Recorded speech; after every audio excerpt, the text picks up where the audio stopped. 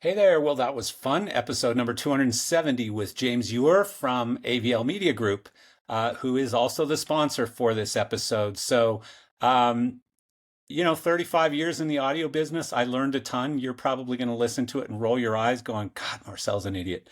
But no, it actually was pretty fun. We had a great talk. I learned a lot about audio and about just his career and the path of his career. So I think you'll enjoy it. And again, James, you're from AVL Media Group, who is our sponsor for episode number 270. Enjoy. Hello and welcome to Geese of Gear, episode number 270. Today's podcast is brought to you by AVL, your premier North American distribution partner, committed to developing a long-term, mutually beneficial business relationship with its dealers through professional products at competitive prices, backed by excellent sales, service, and technical support. AVL Media Group concentrates on project-based installations, servicing the design and contractor markets. With their unique approach and innovative products, AVL Media Group is the main go-to company for audio, video, and lighting in Canada, and also as the exclusive U.S. distributors for Midas, Lab Groupin, and now shipping Lake LMX processors, Tannoy, Clark Technique, TurboSound, Aston, Wharfdale Pro, and now adding BZB gear products to their lineup. They are committed to delivering excellence to their partners at every level by providing outstanding pre- and post-sales service. Visit avlmediagroup.com today for more information. And this podcast is also brought to you by GearSource, founded in 2002 with an ambitious mission to support live events businesses to buy and sell gear globally. Since that time, the company has transacted in more than 100 countries, selling $250 million in pro audio, lighting, staging, and video gear. GearSource continues to evolve the platform for massive global growth, enabling localized currencies, payments held in escrow to protect buyers and sellers, AI-powered logistics behind a new global logistics brand, and so much more. In fact, the company has just released massive new features, including GearSync, with the ability to manage up to 400 listings at once, and NeedZone, which is basically a fully automated shopping assistant for hard-to-find items. So take full control over your gear today with a visit to GearSource.com.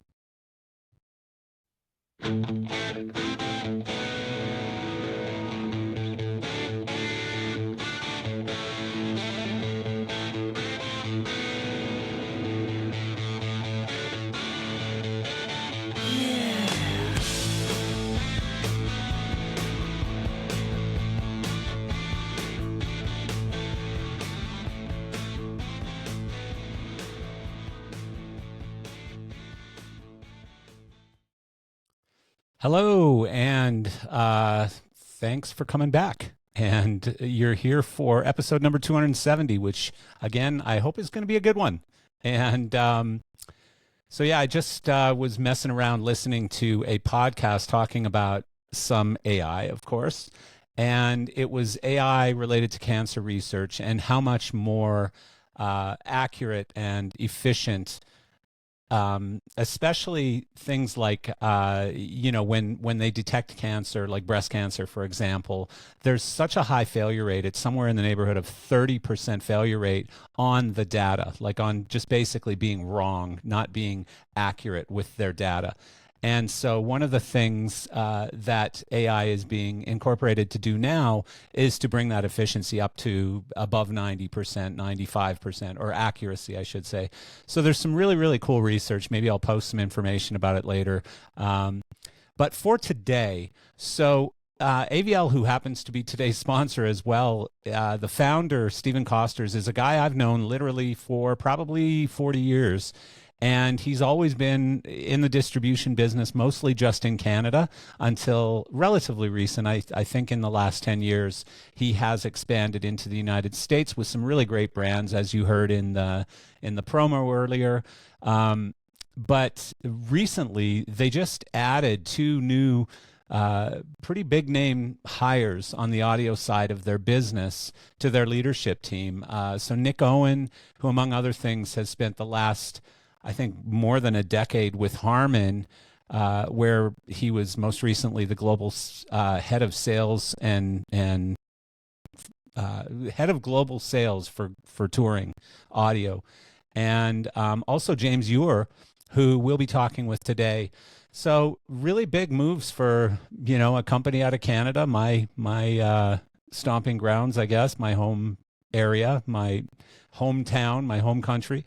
And so pretty excited for some of the stuff they're doing and looking forward to learning a bit more about it from James today. So James Ure is the Vice President of U.S. Sales and Marketing at AVL Media Group. He has been in the audio industry for over 35 years, and his experience ranges from AV design and installation, live sound, rental, studio broadcast, and rehearsal. James was also with Harman for 10 years and covered 18 countries on a regular basis throughout Europe and the Pacific Rim, and has been all the way around the world twice. James is known for the road trip with Jim Ure demo trips, also dubbed the Insanity Tour, where he made roughly 340 stops in 46 states in 130 days. That's just insane. I've traveled.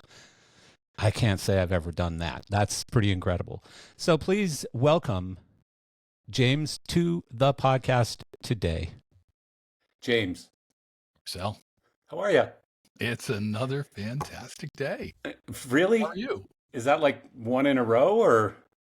One in a row. Yeah, I think I've got about 20 years in a row at least. Wow. So, Jeez. I've You're sailing. been super lucky, and today's another fantastic lucky day. And here we are. Do your friends call you James, Jim, or something completely different? Jim or something completely different. But most, it's just Jim. I get a lot of those completely different ones myself, Hey, we all see people so often in this business that it's kind of like, oh, yeah, I remember your face, but you were Dave, right? Yeah. Such a, more common name. So it's just Dave. Number Dave's one, not here. Dave ain't here. Yeah, number one, I'm too obnoxious to forget. And number two, with a name like Marcel, it's like Madonna. You don't need a last name, right? Like it's just, there's only so many. Although in the company you work for, being from Montreal, there's a few more of them up there, I guess. But not so many. There are probably a few Marcels in Montreal. Well, I'll tell you a funny story. So one time I was at LDI in Orlando before it went to straight, or maybe it was Infocom. No, I think it was LDI. It was either LDI or Infocom. Okay. And I was at the Starbucks, but at the other end of International Drive, like not the one closest to the convention center. I don't know why I was at the one further away, but I was at a Starbucks. I think I was picking somebody up from his hotel or something, and stopped in to get a coffee. So I ordered like something really stupid, which I normally wouldn't order, and I never drink anymore, like a caramel macchiato with soy milk and an extra shot or something like that, right? Okay. So what's your name, Marcel? Okay, so 5 minutes later or whatever, caramel macchiato, anybody order a caramel macchiato? And me and this other guy both walk over. And she goes, oh, it's soy milk. And we're both like putting our hands out. Yep. And with an extra shot. Yep. And I'm sorry. Who's this for? Oh, it's for Marcel. Yep. And I'm like, get the hell out of here. Oh, that's fantastic. And so he was from XL Video. Marcel, I forget his last name because I haven't talked to him in years. But anyways, the guy from XL Video, and I had never met him, but I'd spoken to him before. And it was just so bizarre that we were in the same Starbucks ordering the exact same fluffy, weird drink at the same time in Orlando. So, yeah. A small world. It's the first time I think that's ever happened to me where somebody called for Marcel and two of us came forward. Just doesn't happen. Probably very not often. a common occurrence. No, it really I thought I was isn't. the only speaking of uncommon occurrences, I thought I was the only Ure in the industry. There's a whole pile of us in this industry. Is there really? Yeah, I was shocked. I was actually shocked. I moved to Salt Lake City, Utah to work for DBX a number of years ago. and I found out there were a bunch of Ures that were living there, and I I had literally never outside of my family run into somebody with the same last name. Oh, that's And there interesting. were two of us in the industry in Salt Lake who were pretty well known. It was just Oh, that's really weird. wild. Yeah, I got a couple funny stories. So you're as what, German? Scottish. Scottish. Oh, my last name is Scottish as well. My dad died when I was really young. I had a French Canadian last name, Cyr, C-Y-R, and my mom remarried to someone named Fairbairn, which is a Scottish name. And I really never met other Fairbairns, and so my email address is mfairbairn at suchandsuch.com. And so I started getting these weird emails for mfairbairn at whatever.com. And somehow, I don't even remember how I figured it out, but it was a guy who owned like 100 Applebee's restaurants. Very, very well off guy who ran a company that Yep. owned all these restaurants and stuff. And we became friends. And he ended up sending me like 4 bottles of wine one Christmas. And, they were each like probably $150 bottles of wine. And he said, just for being my email admin, because I'm Best always friends ever. forwarding. Well, because I forgot to say the important part. His email is m.fairbairn at thesame.com. Ah, And, and so, I always get, still to this day, and I mean, it's been 15 years, I still get emails without the dot in them for him. And I always know when they're for him because it's like a golf tee time yeah. or his, like not his assistant, but somebody putting flights together for him or Yeah. The something. jet will So be ready on the runway at 4 for you. yeah, that kind of Yeah. thing. I'm not that Stuff guy. that, stuff that I probably wouldn't have booked myself, Right. like my own private jet to go to Italy or wherever he was going. But so, yeah. Not a bad idea, Um, though. Yeah. So I love getting audio guys on because I really don't know very much about audio. So I like learning more about it. Number one, Okay. sounding stupid. Number two. So I'm going to do a little bit of both of those today on this podcast. I'm going to sound stupid and I'm going to learn some stuff. I All promise. right. Well, if I don't know it, I'll make it up. That's what you're supposed to do. That's our industry. That's what we all do. Yeah, I think I've done some of that this morning. So, if you've ever heard my podcast, I like to kind of start from the beginning. So, from what you've supplied to us, it looks like that you started in Richmond, Virginia. Actually, well, so I guess the official start to my career was in Richmond, Virginia, Yeah. about 35 years ago.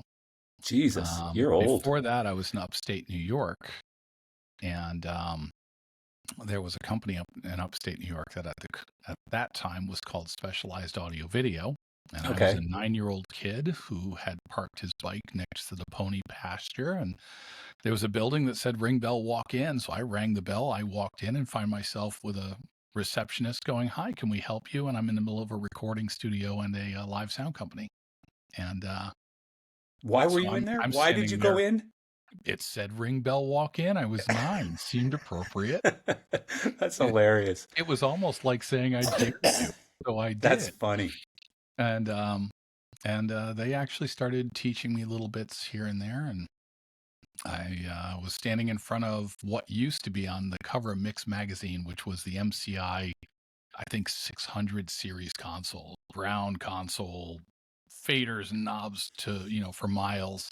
Yeah. And this 9-year-old kid, I just rocked up on the bridge of the Starship Enterprise as far as I was concerned. So I Yeah. almost never left. They were quite annoyed with me by the time I finally did wander off at later ages. It's amazing that And they allowed you especially to do that, though, that they uh, allowed you to just walk in and discover. one guy, Tim, he actually took me back and he showed me he was reconing a 15-inch speaker at the time, and Huh. he showed me how the recone process worked. And I ended up using it later in life for the 15 minutes that I worked with another company Yeah. and was doing recones. And Yeah. so it was just, the whole full circle thing in this industry is a lot of fun. On that topic, do companies, you can take a drink of your coffee, go Oh ahead. yeah, I'm drinking too much. Keep going. Yeah. I'm good. On that topic, do companies still recone speakers? Like, I don't Sure. even know the answer. Really? Yeah, they do, but a lot of them are just like, no, let's not recone it, because a lot of the speakers are just so high power that you Yeah. really want to make sure that it was done by the factory and it was done right. Yeah. Um, and a lot of the really, really nice, like the audiophile speakers, yeah, you'll have those reconed because that basket and that piece, it might mean a lot to you. It Yeah. might go back in history so far that all that's available are reconed kits. Yeah. So of course you have it done because I mean it's special. Yeah. Yeah. Yeah. Yeah, I get it. I was just curious. I thought, excuse me, I thought actually from a different angle that maybe speakers had just become more disposable, and were just kind of being tossed when they blew up. You just put a new one in. Uh, If it's something high power, something if I can get a new one, I know, and I'll just speak for me. There's plenty of people who have their own opinions on this, yeah, and I'll let them speak for themselves. Um, if I have the option, I'm going to take a factory original out of the box. Now, that might mean that you have to do a whole bunch of speakers because if you've got one that's really, really good and maybe something slightly changed over the years, yeah, and now you're kind of putting a slightly different speaker in a cabinet with a whole bunch of other speakers that aren't really similar or identical anymore, then you might yeah. have to make a change. You might have to do a recone to that old one just to Hmm. make sure that you keep the original timbre of the speaker itself. You've got the Interesting. original. So And I there's a would whole guess, bunch of reasons to do it or yeah, I not would to guess do it. the cost difference between reconing and just replacing the speaker has probably, like, that gap has probably narrowed over the years, as things have Probably. just, yeah. Yeah. So did they hire you as slave labor at that studio? No, they didn't. I was just a kid who wandered in, and they were nice enough to teach. I often make the joke in this industry. The only reason I'm here is because I had the best set of mentors that anybody could ever have had. Yeah. Who's that? They all did this. I just sat and slowly absorbed things as if through osmosis because they surely couldn't spoon feed it to me. It took some nailing in. So that studio, you kept going back there and Yeah, for for years. lessons? Yeah, How not often? even lessons. I would just randomly show up and I was playing. I was just a kid who was Yeah. playing, and later on, I went to recording school Huh. and at the recording workshop in Chillicothe, Ohio. Interesting. And the very next year, I bought my first recording studio. That's it's so cool though that they allowed you to do that. Like, I like that a lot. That's It was that's a lot of really fun. cool that I ended up going back. The company changed hands. The Hannas owned it, and some new people bought it who were working there, and they changed the the company really remained the same, but instead of specialized audio video, it became known as Savvy. Oh, okay. I And got I it. went back years and years later, um, after I started. So this is 20 years later. Yeah. After I'd started working for DBX, I was, oh man, almost 30 years later. Anyway, I was doing trainings and we ended up at Savvy. And I lived in Geyser Crest, which was the name of the subdivision. And everybody just called it the Crest. And I walked into Savvy Yeah. and I was explaining, oh, yeah, I used to come down here when I was a kid. And one of the guys looks at me and goes, oh, you're that freaking kid from the Crest. Oh, really? And I was here to teach him. He remembered you. Yeah, And he you're there to remembered me. teach him about I DBX was stuff. I was there to teach him That about is the drive awesome. racks at the time. So it was Full circle. yeah, it really truly came Wow. full circle. That is So so cool. it was a lot of fun. I appreciated it very much. I hope they did as well. It was just a special moment. That's a cool story though. Like, I'm trying to think, would that happen today? Like, first of all, kids really aren't allowed to ride their bicycles far from home anymore for good reason, I guess. Um, Yeah. so, because I used to do that kind of discovery sort of stuff when I was a kid too. Like, oh, what's that? And then next thing you know, you're spending the whole day there and you can hear the bell from miles away that your mom's ringing on the step, that it's Oh dinner yeah. time, you better get home, you know. So, No, we were me and my friends. We were too far away to have heard a bell. wow. Usually miles. Yeah. Yeah. So Well, so, I mean, did you honestly know at a young age that that's sort of the direction you wanted to go with your life? no, the weird thing is, I was probably a teenager or coming up on it when I bought my first album, Hmm. which was the soundtrack to the Muppet movie. So Jesus. that was my first introduction to anything outside of Iron Butterfly or um, or ABBA or Steely Dan that my parents played. Oh, wow. But yeah, we Uh, had in the Garden of Eden on reel to reel in my living room. ah, And having just come from a recording studio where they're teaching me all these little things, I of course took a razor blade to that reel to reel and oh no. Spliced it up. spliced it Are all you of the one who turned it into yeah, Inagata yeah. Yeah. That was it. I removed all those syllables. Ah, damn you. Yeah. Yeah. Funny. That's so I'm guessing that I'm a little bit older than you because, I was part of that Inagata Davida, era, right? Like actually my first band that I played in, I was probably 12 or 13 and we played Inagata Davida. That was on our Okay. set list. And we played early Kiss stuff, some Black Sabbath, like all kinds of pretty heavy rock, lots of Yeah. April Wine because we were in Canada. Uh, BTO, we played, Taking Care of Oh man, Business or something, or that's some Ain't Got cool Nothing. Or stuff. what's that other one? Dun, dun, dun. Ain't Seen Nothing Yet. That's the And one. yeah. Yeah, that was a good tune. But anyways, uh, so where did it go from there then?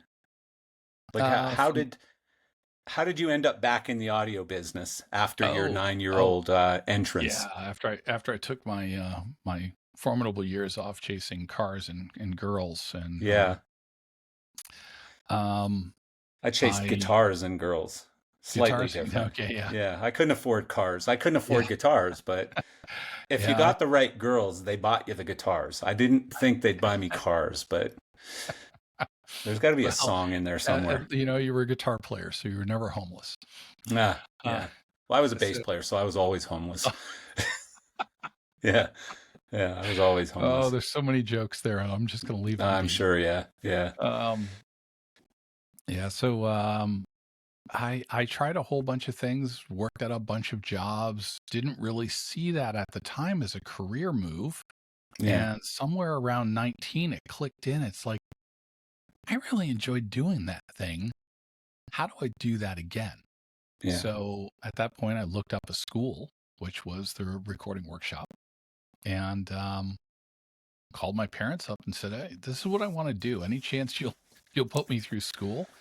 They of course saw the price of that versus the price of regular colleges, and they were like, "We're in." Yeah, looks Uh, good. so so that was it. That's how I Mm, ended up going to recording school. yeah. Um, I have to imagine I was one of their worst students ever. I Why had is no that? focus. Thought I Uh, already knew everything, and Oh, yeah, knew that's me nothing. too. Me too. I think our industry attracts us, you know? Those who are Yeah. willing to beat their head against the wall just long Yeah. enough to get to the other Yeah. side. You should be in business Yeah. development. Perfect. Yeah. It's like a bug light for us, people like Yeah. us who pay no attention, have ADD constantly. Yeah. Yeah. 1 in 1,000 people are able to achieve this. I'm in. Yeah. Awesome. Yeah. Yeah. Wait, So, do I yep. get paid? Do I get paid anything? I don't think I even asked on my first job if I got paid. Yeah, I don't know that I did I was either. just so thrilled to pieces that they were going to let me do it. It was like, all right, I'll be there. I'll show Yeah, up. that's So fun. That's fun. So you went to recording school, and then were you certain that you were going to be a recording engineer at that point, or? absolutely, I was going to record the best, biggest albums on the planet. Never Yeah, happened. yeah, yeah. Yeah. So That's awesome. no. It of course took the normal sideways turn of I'm going to be a recording engineer. So how about running monitors on stage? Done.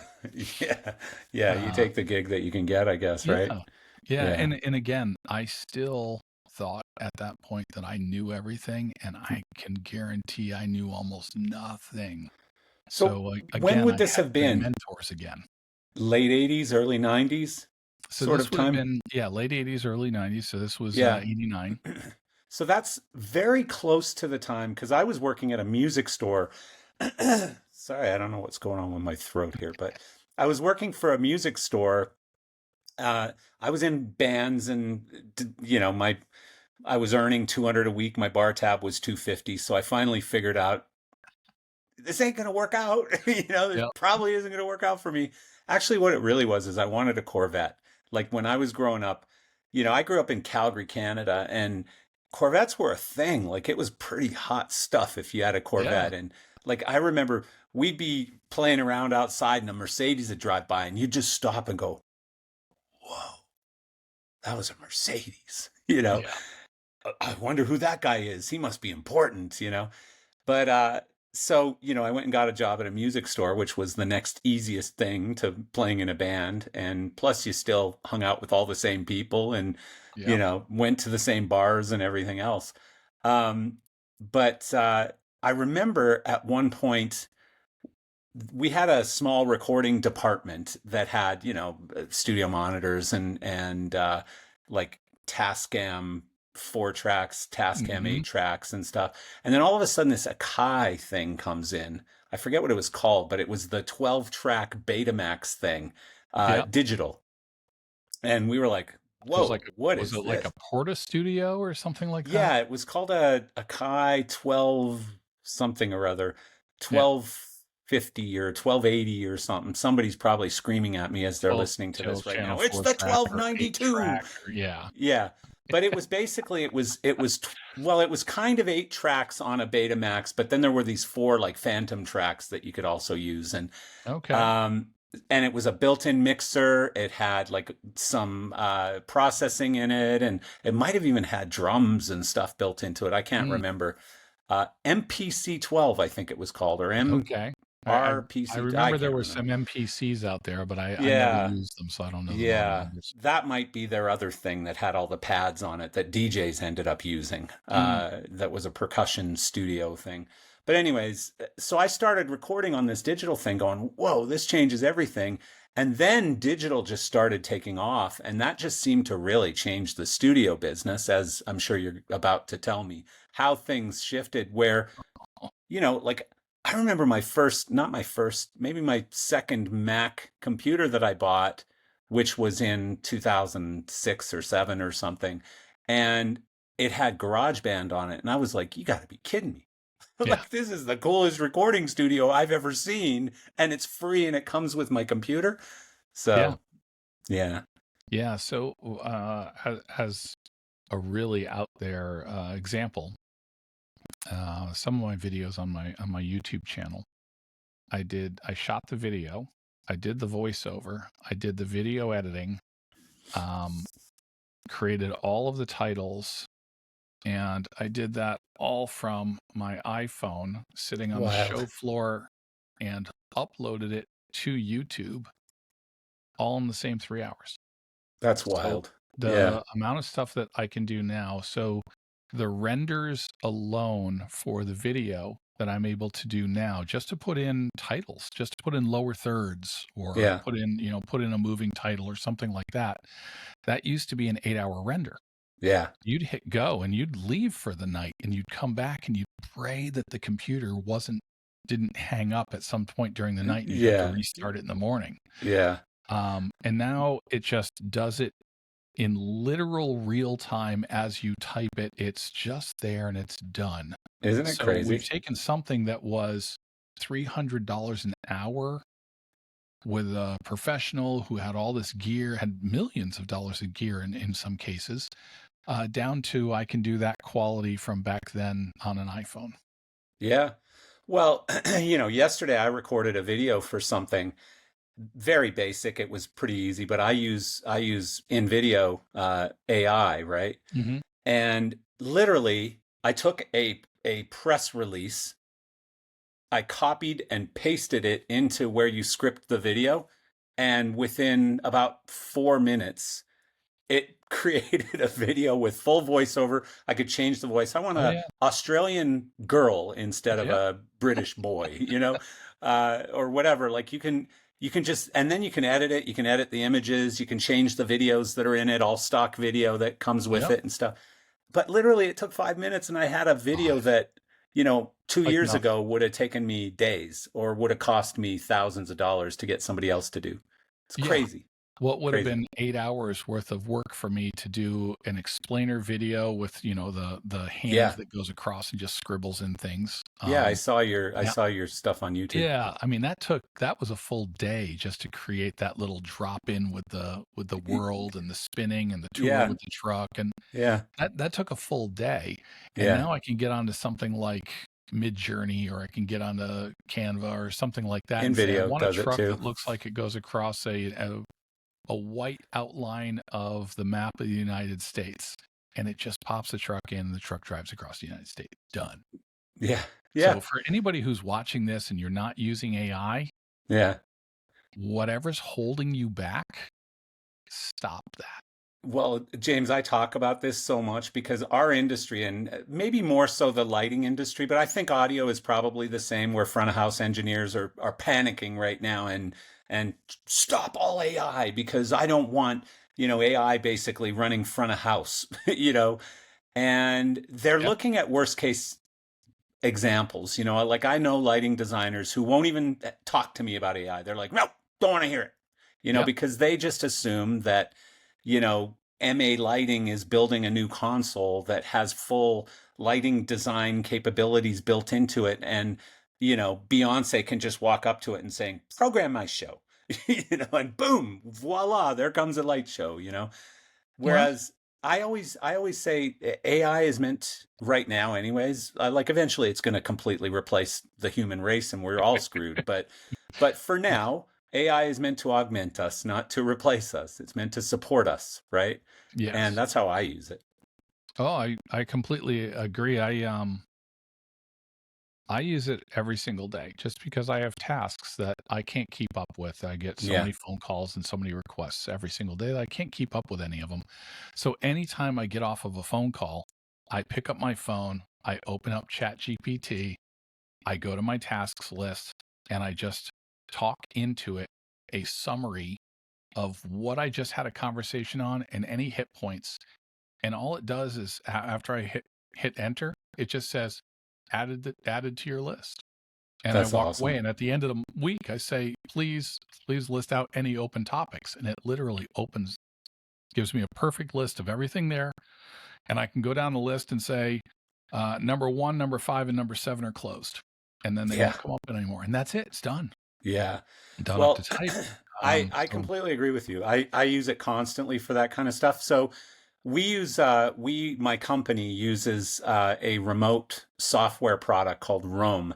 okay. It's my favorite tool in the whole world right now is Roam. So it replaced Zoom, Slack, and Huh. probably 10 other things. And so all of our meetings are done in Roam, video meetings, and it's got an AI note taker that is so unbelievably good. You wouldn't even believe it. It's called Magic Minutes, and the Okay. stuff it does is just incredible. And the summaries that it gives you at the end, and then you can go into a timeline and see the entire call transcript, and it's just crazy. But another thing I was going to mention about AI, so on this platform that we're recording on, there's an AI voice uh, tool right now that's available that I can use anytime. But like when I read the AVL promo just before the podcast here, Hmm. I could actually just take myself off the screen, copy and paste the text into it. Using my voice, it reads it perfectly. Like it's extremely good, like even tricks me, Oh, okay. you I, know. I was gonna say, can it replace us? Because I want to be Donkey from Shrek for this Well, whole that's coming. podcast. That's all Yeah. coming. That's all coming. And I think you can already do that on the iPhone 16 now. You can do stuff like that where it just uses your voice in a avatar thing or whatever. All right. Yeah, that's But coming out. That's gonna be happening like tomorrow. so here's another one I tripped over yesterday is an app called Numerous AI. Numerous. And so Numerous works with either Excel or Google Sheets, and it can do a couple of things incredibly well. It can probably do 100 things, but I've found a couple so far. So one, which was the example that somebody demoed for me and showed me what it did, it downloaded all of that company's, like, let's say your company has, for example, Google reviews. It Okay. downloads all of your reviews. And so it just says, here's the name of the person, here's their email address that they put in, and here's the review that they put in. Well, you add a column next to it called mood. And then within that column, there's a task in, and so it's a Chrome extension. So you just click in that and use AI. Boom, it brings up this sidebar, and you say, I forget what word they use, but basically you say, you know, tell me what the mood or the feeling of Oh, very cool. this review. So it reads the review and it says positive or negative or really positive or a little bit negative or whatever. So and then you just copy and paste all the way down the column, and it basically reviews all of your reviews and tells you whether they're positive or negative. Next Okay. column, you could say reply to my using AI, reply to all of these reviews, um, using the information in column B, which is the mood. And so then it'll look at that column and it'll reply saying, hey, James, I'm really sorry you had a bad experience with rotten shrimp in your pasta today. We've just started using a new shrimp supplier and they made a mistake and we definitely had some problems. We'd like to offer you a free meal, you know, and then you can copy and paste that all the way down, and it does unique individual responses to each of those reviews. Okay. Incredible. And then you can say send those responses. So I'm always looking for little tools. And I mean, by the way, you could, using your voice, you can go into a cell in a spreadsheet. You can say, review all of the data in column A, and what I need is I need a formula that's going to give me blah, blah, blah information. If the weather outside is warm, I want it to say this. If it's cold, I want it to say, like, the most complicated formula that I can never figure out how to do on my Hmm. own. And it does it for you Yep. instantly. Like, Now, if I could just instantly. have it do trading for me, that would be fantastic. There's all kinds of trading AI. There's all kinds of trading I, AI apps right I, now. I know. I'm just too afraid to Yeah. use those because that's real money. It is, but I mean, the research that they're doing is so much better than the research that your buddy who's giving you stock tips is doing. You know what I You mean? have a buddy? Yeah. Well, I mean, I don't really play stocks Yeah, I very don't. much. Like, I'm pretty basic and boring when it comes to that stuff. Hey, I love this new iPhone. I'm going to go buy some stock Yeah. in Yeah. Apple because it looks like they're doing a You good know, job. that's actually a pretty solid way to buy. That's how stocks should be working. But Yeah. anyway. Well, it worked out well for me. Like, Apple, when I first switched to Apple, it was like 2004 or something. And my PC crashed, like, with a virus, and just destroyed everything. It was Hmm. a complete nightmare. And I was on the phone with my friend Marty Wickman, who's a lighting guy out of LA. And I was like, he's like, what's wrong? And I'm like, oh, you wouldn't believe what just happened. Like, my life is over right now. All my business, everything is gone. Yeah. Like, all my email history.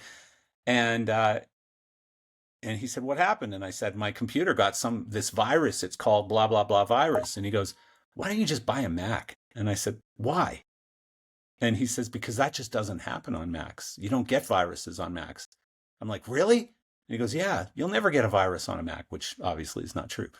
But that was it. I went and bought a Mac. I took, like, I think it was 25 grand or something. I bought Apple stock right at that moment. Okay. And, it went up like 5x or something over Yeah. the next couple of years. I bought a new house and I wanted to put a pool in and some bunch of landscaping and stuff. I sold my Apple stock and that paid for, a crazy nice pool and landscaping and all that shit. So See, I got lucky on that one, I guess. we all get lucky sometimes. Yeah.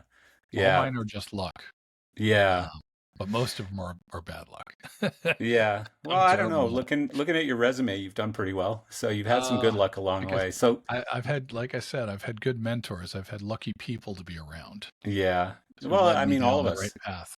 all of us. I mean, every once in a while, I sort of reflect on my career and I think I was really fortunate to have met that person at that moment. What if I hadn't? If I hadn't met that person, what would the changes have been in my that thread that went through my life, Yeah. and yeah, I've been very fortunate for a lot of the people and things I learned in my life from those people or whatever. So Yeah. back to you. So we were at, where were we? Oh, Was that, so you said that you decided to go back into it. yeah. You went to school. So what happened after that? Oh, and then you Um, became a monitor engineer. well, I became a part owner in a studio in Richmond, Virginia, Oh, okay. and became the first engineer, and had no business in that position. Yeah. As a huge thank you and apology. Um, but in the meanwhile, I needed to make a living because I wasn't getting anybody into the studio to record, and all my brain was saying was I have to look for people doing albums where I could have Yeah. just been doing commercials and making some Yeah. money. Yeah. So I started working live sound. So I found a company in Richmond, Virginia, Soundworks in Okay. Richmond, and they were a turbo sound dealer, which is again full circle. Here I am coming back, Oh, yeah. and That's now funny. I'm Yeah. selling the line that Yeah. I first really started on. So That's hilarious. there's a Yeah. bit of tug at my heartstrings for this one. Yeah. Yeah. That's Um, cool. and so that was 34, 35 years ago that Yeah. happened. And they were really, really, he was really nice. He was like, hey, I don't know how much you know, but I'm doing a show today. Come down and work the show, and we'll see if there's something there. Yeah. Yeah. And it was one of those deals where you started out and it was like $50 a day in dinner, Ah, and I took it. yeah. Yeah. Not even sure it was $50 a day at the time, but it was low pay with dinner and a lot of learning. So I felt like I was getting the best education there was. Uh-oh. And we're back. Or are we? We are Yeah. indeed. Your So, internet looks a little better now. yeah, hey, it's we're starting to see some faster speeds.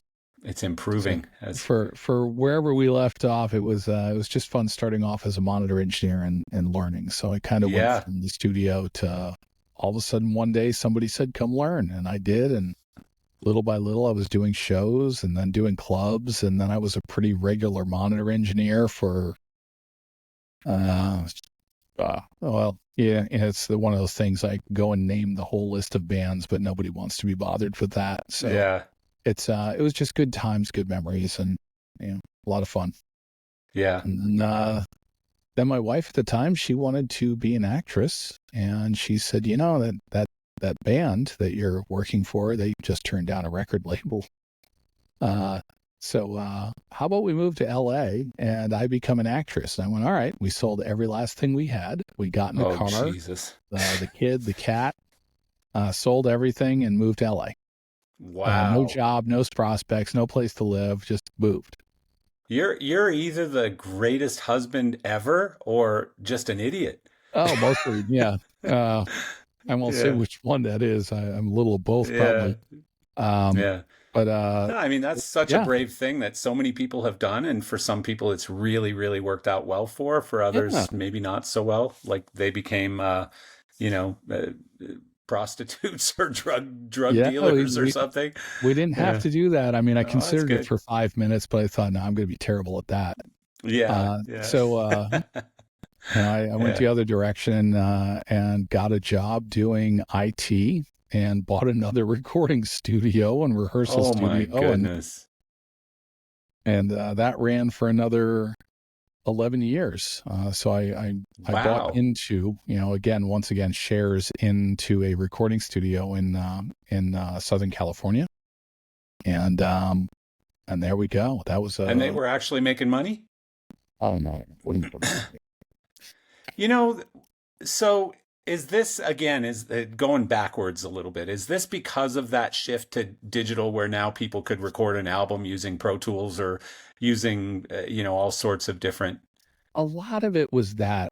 So when everything really started off, you had people who had to have a lot of brains to get into it because you needed to build your own console. There was wire recording technology, and then there was, recording on tape and recording on vinyl and recording on everything that anybody could get. Yeah. But there was this shift because it cost a lot of money to buy a 24-track Studer at the time. And one of the studios I worked at, we had a Trident A80 with, I think, an 80B Studer, or I have the A and the B on the other one. So 24-track, fantastic, full build out. I mean, we're talking a boatload of money followed by an iceberg of money. Yeah. So then you get ADAT, or you get the Tascam, the D80, D88, I think it was, or and all of a sudden these things cost 1/10 of what one of these big machines cost. So you had a lot of people with adequate knowledge to start doing some recording, getting into the big recording game. So they were sucking down the price. So you went from somebody who had, let's say, $1 million worth of gear and nostalgia, who was charging $200-300 an hour because they were top of the line, and now they could go record 10 times as much at a little recording studio down the road and get it all on tape and then bring it back to the high dollar studio, which meant the high dollar studio couldn't afford that big room anymore. They couldn't afford that big building anymore. They couldn't afford, all those pieces anymore. So they had to slowly go out of business. Because now you were just editing and mastering and stuff, like not really editing, mastering, or not even being called at all. Yeah. So you went from a place that was top of the line, top notch, top dollar, to almost irrelevant, not based on your experience, but based on the price that somebody else was now offering you. So it'd be like if you walk into Best Buy and you see a 42-inch TV on the wall and you see a 42-inch LED on the wall, and the only differentiator between them is just that price tag that you see there. Yeah. Recording studio, this price. Recording studio, this price. This many tracks, same number of tracks. Recording engineer comes with it. I'm taking the cheaper one. Yeah. You take the cheaper one. So makes sense. There was no differentiator that was thrown in there. If you'd looked at the quality and skill of the people behind the console, you would have paid the extra money. But yeah. If you're starting out as a band, you're going to take the lower money. But then, I mean, the other thing, I have so many friends who still to this day are in bands and stuff, but the home studio became such a reachable thing with really high quality stuff, where, especially now you can build a home studio for probably 10 grand and it's pretty decent. You know what I mean? Like you could put a Mackie recording console in there and, some decent microphones and stuff, and spend 20 grand and you got a half decent studio with software, to record on. And they don't even have a console anymore. Yeah. It's crazy. Go watch the YouTube videos of Billie Eilish, I've seen recording it. on the couch under a blows hoodie. My mind. And it's fantastic. So we've just come that far where the software, the editing skills of the people in the software are just that good. Yeah. Well, like I said, because I had left sort of the music store business and gotten into the lighting business, so I wasn't paying attention really to what was happening in the audio world. And my first exposure to digital recording really, or I should say software-based, computer-based digital recording, was GarageBand. And it blew my mind. Like I immediately went and got an interface and started plugging guitars and microphones in and recording songs going, you got to be shitting me. And it's got all the built-in instruments and all this other stuff. And I mean, you've got to be kidding me. And this is free in my Mac. This was tens of thousands of dollars worth of equipment just a few years ago. So bizarre. Yep. And now it's just included. Just like everything else, you had to have a box that hooked up to your TV. My TV has a power cord going into it. Yeah. That's the only thing. And it does everything I need it to do. So true, isn't it? Yeah. So you kind of went through the sort of digital transformation twice, because you did it once in the studio and then like live performing gear, again, like I sell tons of digital audio consoles, and used through my company. And I don't even understand the language anymore. Like, the consoles I remember were like, the Soundcraft or the whatever it was. It was these Yeah. analog consoles where if you had a 24 channel console, it had 24 strips. You plugged a microphone or a snake in the back, and Yep. you did everything on the strip, and then you had an outboard rack with all your processing and your EQs and stuff. Yeah. It was pretty straightforward, and I could walk up to a console, and I did it quite often just for friends' bands or whatever. I'd be like, "Hey, you want me to go run the console for you just to make it sound a bit better?" And Yeah. I'd go, just tweak some things, make it sound a little louder and better, and I couldn't do that now. Like, I couldn't walk up to a console and turn it on. You'd be surprised at how much of it you'd need a few minutes to get sorted out again.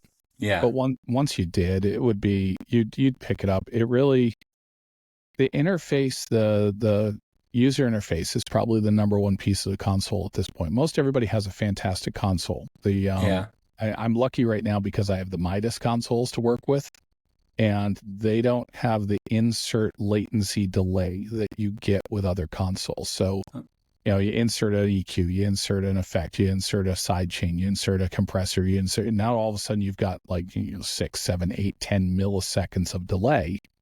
And that starts to affect people, especially with in-ear monitors and things like that. With the Midas, you don't have that delay.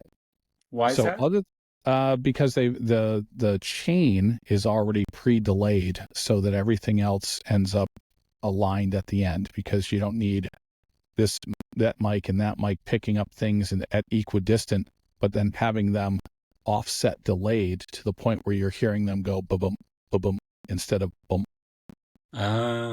So everything's pre-delayed out so that you actually end up with a good place to start with. You don't want all that extra delay, so you don't have to time on your speakers. And is that unique to Midas? Sorts like, I don't know if it's unique to Midas. I just know that it's not everybody. Not everybody has that luxury, and Midas does. But some of the other companies have a user interface that I might prefer, or might have a tactile function. Maybe their screens are on the left and another company does it on the right. And if you're left-handed and you like to reach with your left hand, having the screen on the right makes a difference.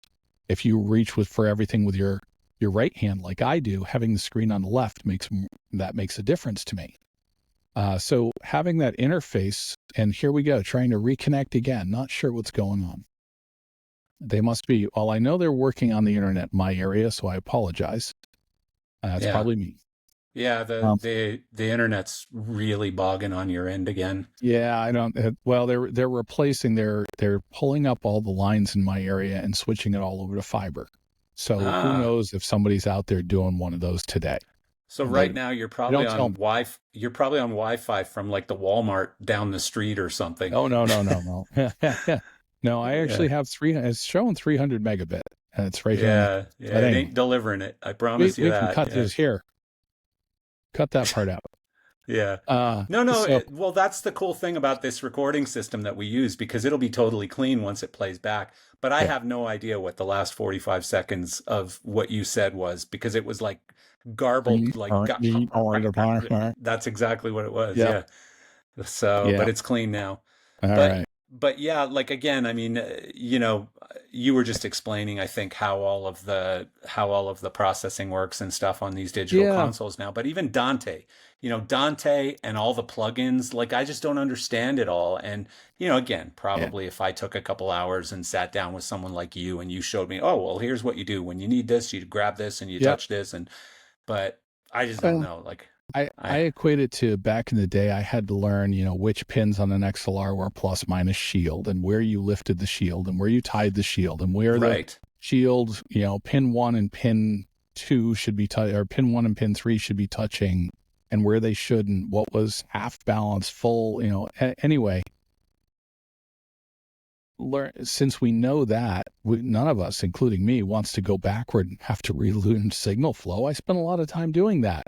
Yeah. It's almost irrelevant knowledge right now. I mean, honestly, I might as well be. I'm from the buggy whip factory.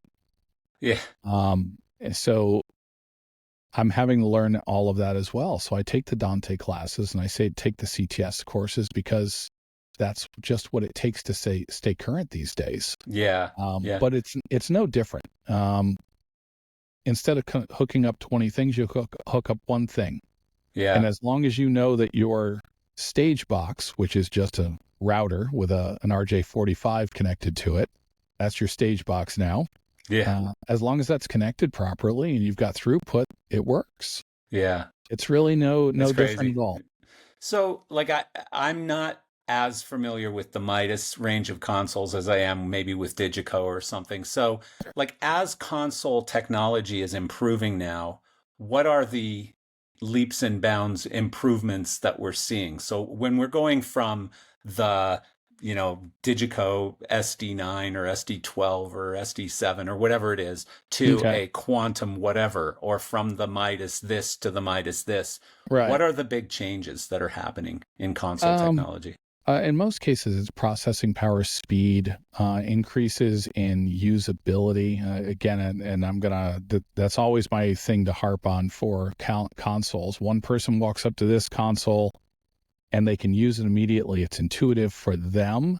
It almost doesn't matter to them how it sounds, because the sound quality on almost all of them is so good that most people can't tell the difference. Yeah. Yeah. Those of us who have done recording and have been on doing shows all the time, we'll hear the difference, but I still have to actually sit there and concentrate on it and go, there it is. Now I can hear it. Yeah. It doesn't just pop right out at me all the time. Right. If I don't have a reference, like if I'm listening to playback, couldn't tell you the difference at all. I could have another 45 milliseconds or 45 minutes worth of delay. Once the playback starts, it's all playing in real time at that point, so I can't tell Right. any difference at all. So Yeah. for me, it's going to be that user interface. Some people prefer one over another. How many layers, how many buttons do I have to push to get to the thing that I want to? Because you and I want to turn it up. I turn it up. It was done. That was it. Oh, I turn it down. You turn this one Yeah. up, turn this one up, a little high end, and it's that fast. It's real time. As fast as your arm can move, Yeah. you're doing the job. And now it's channel strip select, insert select, knob select, up or down, okay, good, channel select. So you're 2 or 3 button presses away from getting back to real time, which was just grab and go. Yeah. So that's probably the biggest improvement, is little by little people are getting back to grab and go. Yeah. Or building interfaces that are better. That makes sense. And so, some of these questions are going to be stupid, including this one. So prepare yourself. I haven't found one yet. You're good. Prepare yourself for a stupid question coming up right now. Yeah. Reset. So, I know in the earliest days of like digital audio consoles, one of the big advantages or benefits of going to a digital console was because you could take this floppy disk, or then it became a thumb drive or whatever, right? But you could take your settings, and as long as you could, I forget what the early Yamaha console was called, but as long as you could rent one of those, you just put your floppy drive or your thumb drive into it. However you got your file. And boom, your show's ready to go, right, on somebody else's console. Yeah. And so since that time, I forget where I was going with this. Like, have we seen it, like, for example, in lighting, they've got these systems that they build into the consoles where you can put this light, this light, this light, or this light, and it will just basically translate between those. So you could be programming on light number one or brand number one, and they can just mimic that brand across all of these other lights, so that you don't have to go in and reprogram the console. Is it similar in audio now? You mean they came up with a standard? Well, or just a way of translating files or translate. Yeah. Yeah. So if you have somebody's device, so I'll pick on QSC because they're probably the easiest one to pick on for this. There are so many people now who are making their products with a QSC QSys plugin, simply because the fact that QSys became well recognized for number one in certain areas in the installed audio industry. So it was easy for everybody else to go, hey, I want to be part of that. Even if I can't get the piece that I want, which they're doing, maybe I can be this accessory piece that maybe somebody else wants to use mine instead of theirs. Mm. So it sounds like lighting did that same thing, but they probably did it through the control consoles, not through the lighting companies. Is that correct, or am I off base? Well, I think there's a little bit of both. And, my current feeling regarding AI is most of that compute is going to move from the console into the light fixture. Like, I think light fixtures are going to become much, much smarter.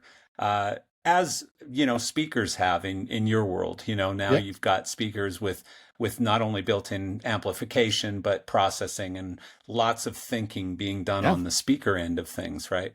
But I guess the question that I was saying, maybe, so like if I'm using a Midas console and I get to Paraguay on my tour and there's no Midas guy in Paraguay and all they've got is Digico or God forbid Allen and Heath or something, right? And is there any system in audio right now where I can take my show file and plug it into somebody else's console and it'll translate into that console? So sadly, the answer is I don't know. Ah, But that's now an I'm going to interesting go answer. now I'm going to have to go find out. Well, yeah, it sounds like something Have that you should dawned happen. on me because everybody is so eager to just make you say, well, no, I won't accept anything but this console. And the Yeah, reason you don't want to accept anything but that console is not really, again, it almost doesn't even matter the quality.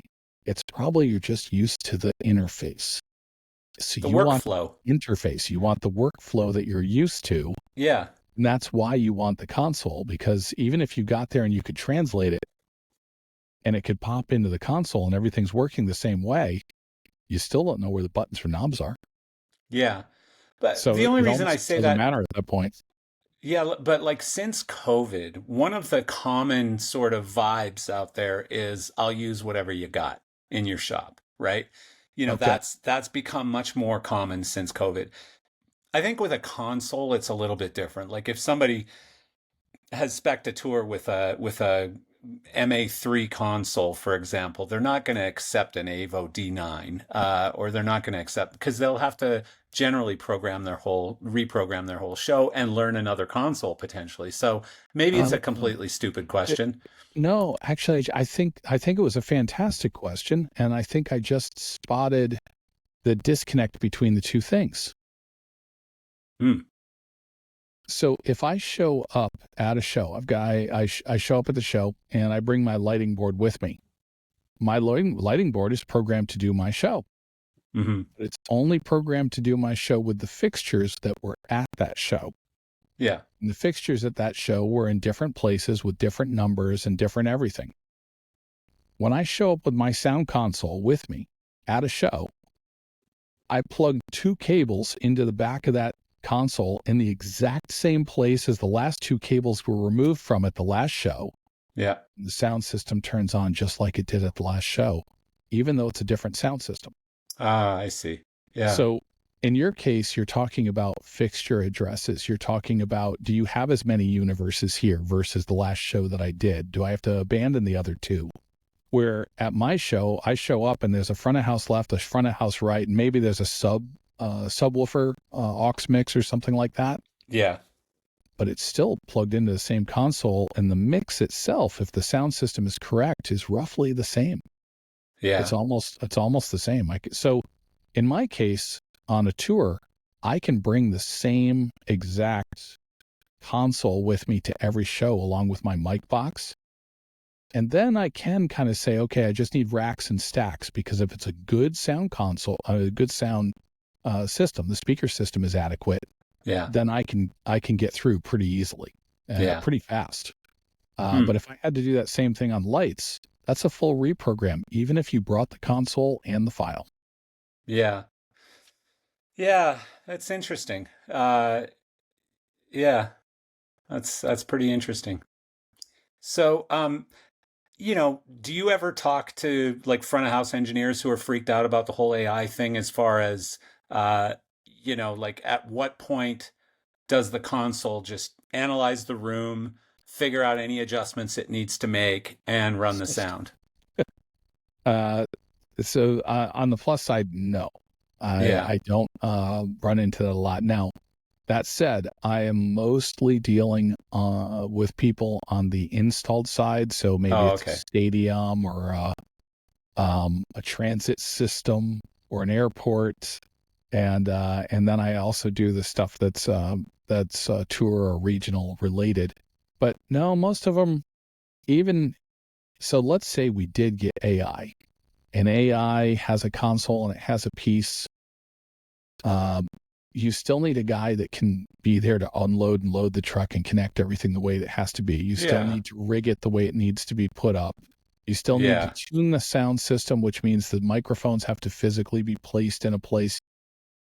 At all the points that I can see in this, you're still going to need a front of house guy who's doing that. Maybe in the future, when you've got a club and the club is the same, somebody still has to plug the mics in. Somebody still has to run the cables. Somebody still has to set up the monitor mixes. I don't see the sound engineer, especially the live sound engineer. I don't see him going curious about it. Yeah, I'm always curious about it because again, I have those conversations. Like everyone's always so afraid of AI, and you and I have already talked about 4 or 5 areas where we'd use it instantly. You know, and on lighting consoles, like there's things that you're going to do when you're programming a light show that you have to do every single time, and it's like 1,000 lines of code that you basically have to put in every time. Having it do that for you, you know, how about that? How about just that? The real tedious stuff that you don't need to be doing, you know. So that's why I'm always trying to get people to warm up to it a little bit and say, hey, just try it, you know. So I think everybody's. I think it's mostly fear. I know what I know now. It works for me now. I don't want it to change. Yeah. And then there are people like me who are like, oh, I know how to do that now, so I don't want to do that again. Let's do something different. Yeah. Yeah. I'd rather. I've been told that it's a failing, but the moment I learn how to do something, for the most part, I lose interest in it. Yeah. Because now I want to go learn how to do something different. Oh, wow. You're just a constant geek. Go again. You just love to learn stuff. New thing. I don't know how this works. Yeah. Let's figure that apart. Yeah. So back to your so you had the studio in California, and then I guess at some point you had to get a job, right? Well, I was still doing IT for a company in the San Fernando Valley, so I was covering 5 states, and one of the partners was running all the rehearsal studios. One of the partners was doing all the recording in the studio. And I did all of the make sure it works, make sure that, you know, oh, that thing broke, I'll take care of that. So it allowed me to keep a full-time job, you know, raise my son and still stay in the industry to some extent. Kept you attached. But then, moved from there in 2000 back to Virginia. You didn't like short moves, did you? Yeah, you just kept moving back and forth across the country. So at this point, strangely, I've lived in New York, New Jersey, Virginia, Florida, Texas, Ohio, California, New Mexico, Colorado, and Utah. I hope you're not buying houses every time you move to these states. Not every time, but quite a few. Yeah, quite a few of them. Imagine what you've paid in closing costs alone. I don't even want to think about it. Just the moving fees alone. Oh my God. Have you moved? Yeah. No, well, between that and the travel. It's worth it, though. I'm not going to take a single dollar with me. My oldest son, he's doing great. He and his wife and my grandson they're doing fantastic. So they don't. Where do they live? They're in El Paso, Texas. Oh, good. So they're the power couple. I'm really proud of both of them. Yeah. And then the youngest is 5. Oh, wow. Jesus. So I'm gonna just throw a wild guess out there that you may have remarried. Yeah, remarried, divorced, remarried, divorced. Jesus. So, you do things the hard way. Yeah. Yeah. So, so your first gig, like on our side of the business, the supply side of the business or whatever, was with who? Harman? On the supply side, yeah, it was with Harman in 2005 or 2000, late 2004. I got the call. Yeah. You didn't I'd just go actually hang filled out in out. their lobby like you did when you were No, 9? no, no. This was so much worse. Oh, Um, I had filled out the application. So I was working at an install company. We were doing installing churches. So I was bidding and installing churches. And we also had a live sound company portion of the business doing local stuff. hmm. And I got tired of that area, and I filled out an application for DBX. And they called me about 3-4 months later, and they said, "Hi, this is Harman Music Group." And I'm like, "Yeah, take me off your call list," because I had no idea who that was. And and they're like, "No, no, you filled out an application." So I literally almost had them offering me a job and me telling them to take me off their call list. Oh my Oh, goodness. oh, so Wow. close. You thought you were being spammed. Oh, I thought I was. I was saying, I was like, Yeah. there's somebody trying to sell me something. Here we go. Hmm. So I took the interview and packed up my oldest was graduating high school at that time. And I'm like, "Hey, so you're going off to school, you're going off to college. I think I want to take this job." He looked at it. He's like, "Oh yeah, you got to take this job." Yeah. Yeah. So I moved to Utah, Salt Lake City, Jeez. in 2005. You left Utah out of your list of states that you've lived in. Did I? Okay. Yeah, you missed Oh Utah. yeah, sorry, I I missed that think. one. I don't know. Maybe I Who missed knows? it, but We'll rewind yeah. it. Yeah. Yeah. We'll edit it. We'll put AI in there Yeah, there we somewhere. go. Yeah, Add a few more states just to make it exciting. sure, why not? So that So had to no, be a big change. that was a big change. That was a lot of fun. I became the product specialist for DBX. So this was Zone Pro installed DSP products and helping to design and test the new Drive Rack Tour products and the new software for Harman at the time, which was Audio Architect. And this was going to be the one software that everything worked in, from microphones to consoles to speakers to the amps and DSP. Everything was in one software. And I was lucky enough to be the product guy for the very first piece of equipment that worked in the software, which meant 18-country tour for the next year. And Really? it was fantastic. I mean, I was traveling. I was out of the country way more than that year than I was in the country. So at the end of the year was when probably your 2/3. first divorce happened. Was at the end of that year. Yeah. So That's tough. It's hard to keep a marriage when you've been to 34 countries yeah, in a year no, or whatever. it was I actually wrote a thing on it years ago. I don't know if it's published anywhere or not, but it was 18 countries in 18 months. And that is wild. And at least 5 of those I went to 2 or 3 times during that 18 months. So it was a lot of fun. That was the first time I'd actually gone all the way around the world. Started at one side and went all the way around and landed again where I started. That's incredible. That's amazing. I've never done that. That was good fun. So were you just going out to the DBX distributors or something and teaching them about new product? Or Yep.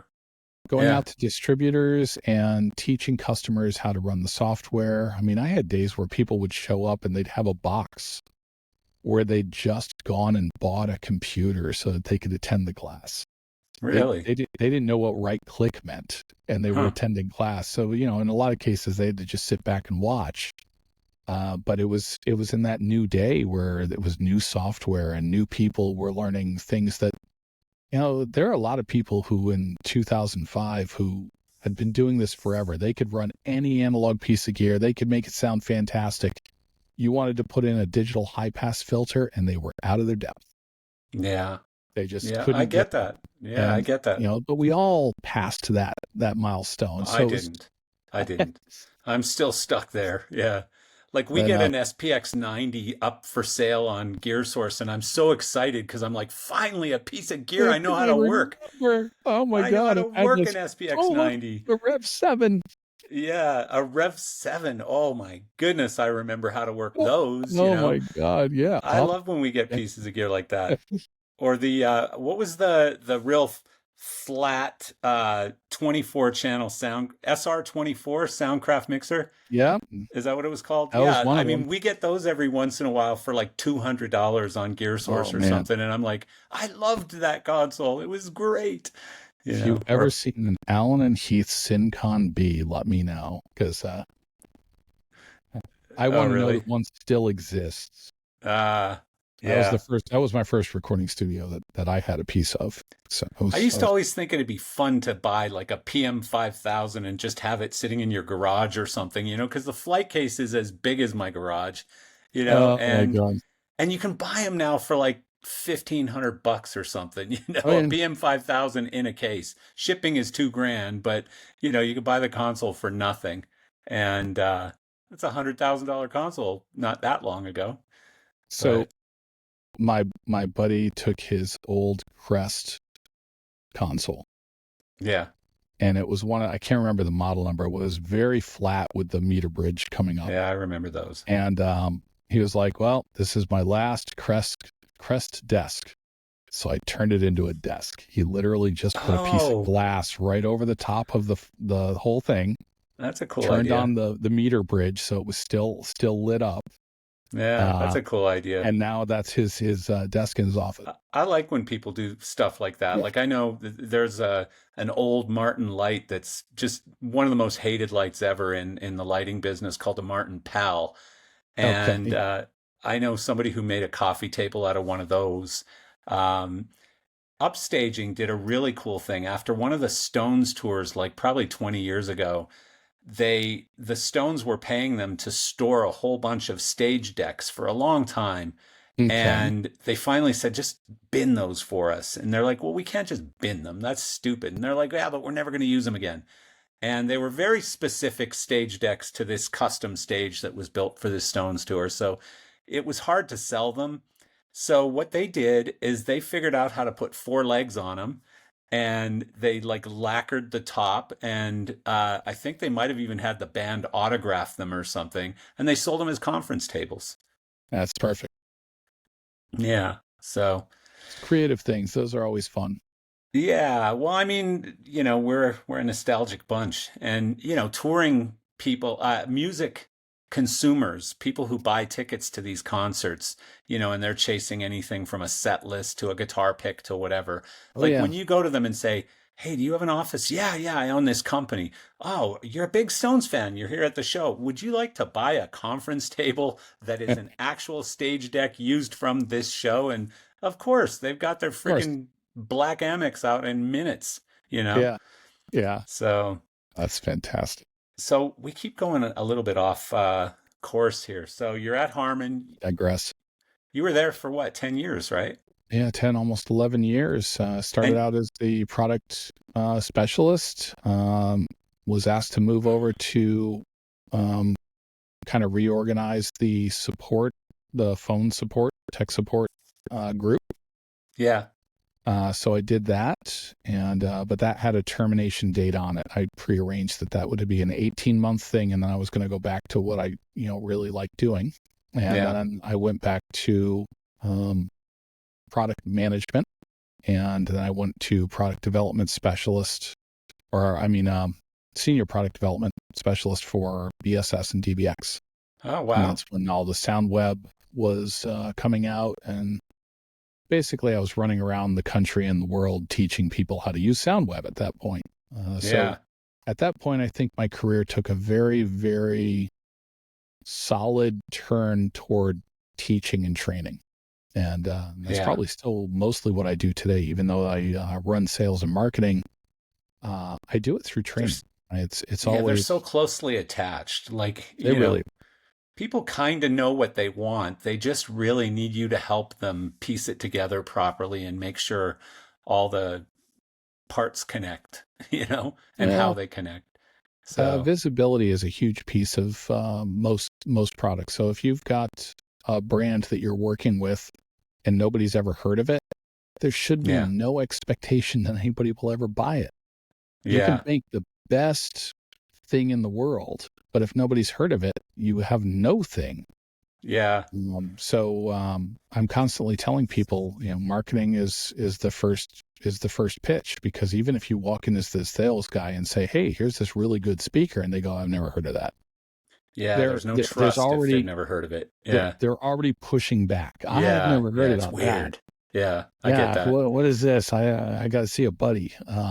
So how did you find that transition from like product management to business development, sales? Like, did you find it really hard when suddenly there was a quota, a sales target? No, strangely, I didn't. I think the sales targets have always been the training wheels for the people who are watching, so that they know that you're staying upright. And here we go again. Oh, are we losing you? I don't know. I can still hear you, so we're good. All right. So, yeah, I think it's the way for people to manage and feel like they're doing their job from the top. I've always had the opinion, if I have the right people, I don't have to manage them. And if I really have to manage them, I know I have the wrong people.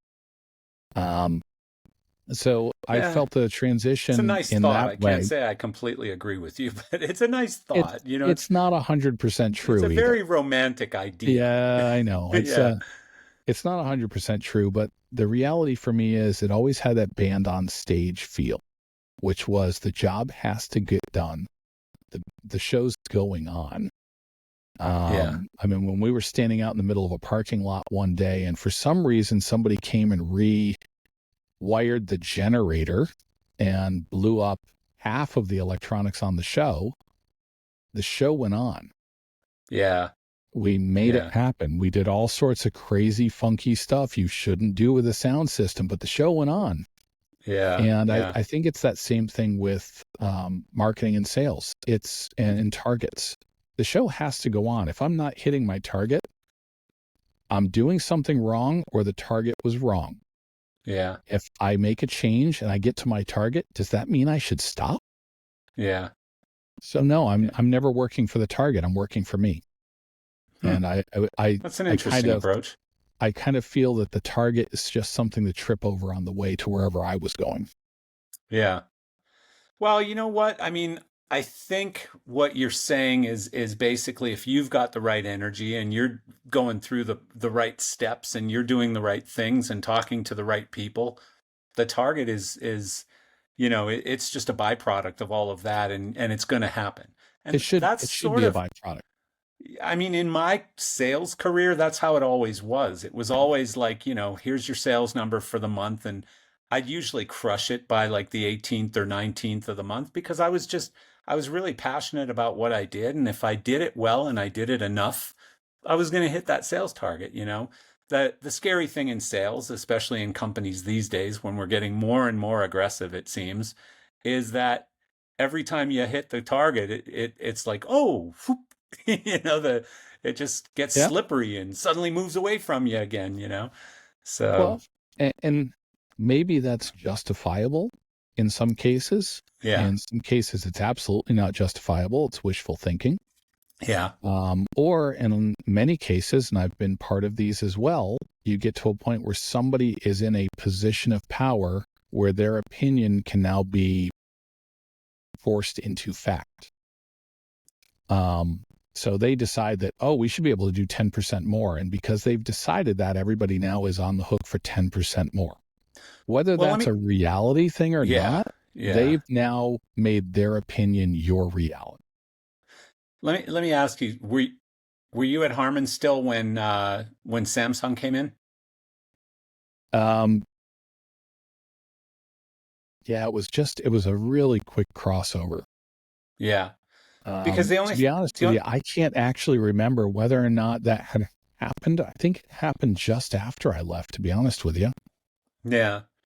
I mean, the thing that I'm getting at there is it seems like whether it's a public company or a private equity owned company, that's where the sales target just becomes like religion, because it's like, we need to promise our shareholders a 14% year over year growth. And Correct. you're not hitting that number. You're only at 6%, Yes. therefore you're a bad guy.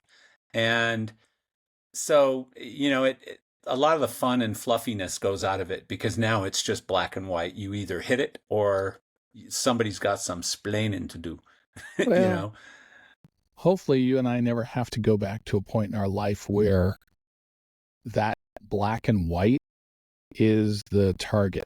That's just the goal. I work with plenty of people right now who have fun doing the numbers. They have fun watching the money, watching the orders and doing all this stuff. That's actually their fun.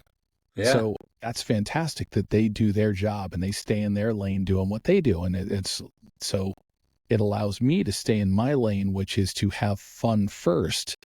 Because if I have fun, I found that it drags a lot of people into wanting to have a piece of that as well. Yeah. These crazy road tours, you may have seen some of the videos. I did, The insanity road tours have just been blast, and people really dig it, and it ended up moving the needle a lot. And, so talk about this insanity tour thing. So what is it? Where'd the idea come from? Why is the question for sure. So this was a stolen idea. So I turned somebody's little regional idea into a national tour. Mm-hmm. And that somebody was Andy Combs up in Michigan. Okay. And he and I had been traveling, and he had a trailer, and we went out to see customers. And he dragged out all the equipment. He'd set it up in front of the customers, and he brought chairs so that they could all sit down and watch this demo go on. What a concept. And I saw the look on their faces, and it's like, this is so simple. This is so straight. This is so visceral and real and felt and accepted. And this was entertainment. Yeah. So that was what I set out to do. Was I wanted to set out on a tour to entertain the people and show them something new, show them something that maybe have them sit back and go, oh, wow, holy smokes, that's amazing. Or you just, usually we would pull up. I had a van full of gear, and, for anybody who wants to see it, they can watch the YouTube thing. There's actually a rolling number that shows the stopwatch go as we open the truck, so you can see the exact timeline that it takes. But we emptied a 15-foot box truck full of equipment, including a ground-stacked line array, speaker systems, amplifiers, everything set up and ready to go, and it was like 11 minutes or something like that. Wow. That's crazy. So it was all pre-packaged, where when it was all done, I had to connect 4 cables between the racks and plug in a power cord, and it all turned on. Oh, wow. Every time. Yeah. Well, you got it dialed after doing it that many times. Oh, man, I'm sure. So much fun, man. 350 stops in 130 days. That's just ridiculous. You know that, right? And we were making, in 130 days, we were making 2, 3, and sometimes 5 stops. So the best one we ever did, we made 5 stops in a day, where we literally emptied the truck, put it all together, did the demo, put it back in the truck, and we did that 5 times.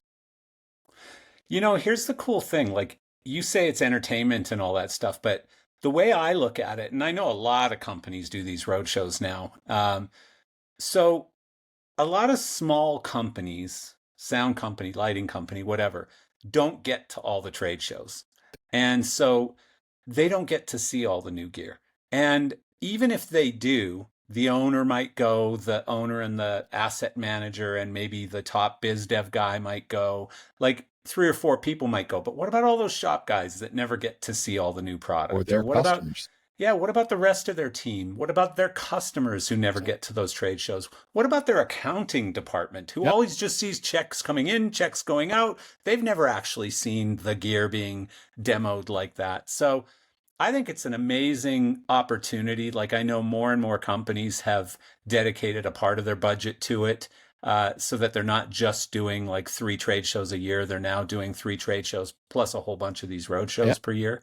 So you just did it to this insanity tour. You did it to an insane sort of scale. To 11. You took it to 11. You sure did. Yeah.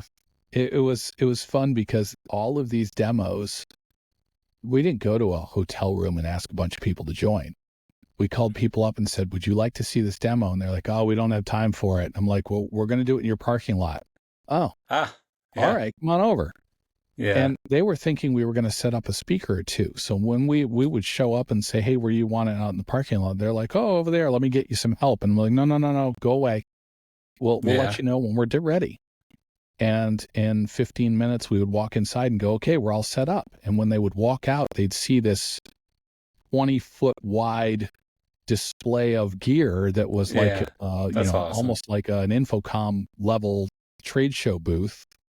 But it was all live. So it was like I brought the demo room from Infocom to their parking lot. And, Yeah, that's so and we cool. did it all live, Yeah. and it was personal and private and fun. And they could stop and ask questions or say, hey, I want to poke at this. Or my favorite one, I have speakers that sound better than that. All right, cool. Go grab one. I've got Yeah, a let's do connection an for A/B. you to plug it into so you can actually A/B it against what I'm showing you. Perfect. Maybe you're right. Maybe I'm wrong. Yeah. I mean, especially these days with all the Zoom and all the meetings that you do like this, which for me is almost 100% of my interaction is through Zoom meetings. Um, it's so cool to get in front of customers, to show them product, to see their face, to talk to them about their applications or whatever. Like, there's just nothing that replaces it. And, Yeah. I happen to really love video calls. I do them all day, every day. I'm on usually 7 hours a day on video calls with people, but it just doesn't replace sitting in the same room with somebody. It doesn't. It doesn't. It's 70%, 80% of the way there, maybe. Like it's better than just a phone call, but it's still not the same. Nope. Yeah. Now that I mean, personal touch, especially when people can walk over to it, you have that fun moment where you're playing something and somebody thinks you're playing a joke and they go over that's and put awesome. their hand on Yeah. those subwoofers and make sure you're not messing with them. So It's just fun. They have a good time. have you hit big Stephen Costers with that budget yet for the the insane roadshow next year, the insane tour? You would be shocked. After putting the whole thing together, it was instantly approved. Really? Yeah. So you guys are going to do something similar. I don't have to go. I mean, the budget that most people would go to do, and I won't name names on it, but I can tell you that I made my 350 stops Yeah.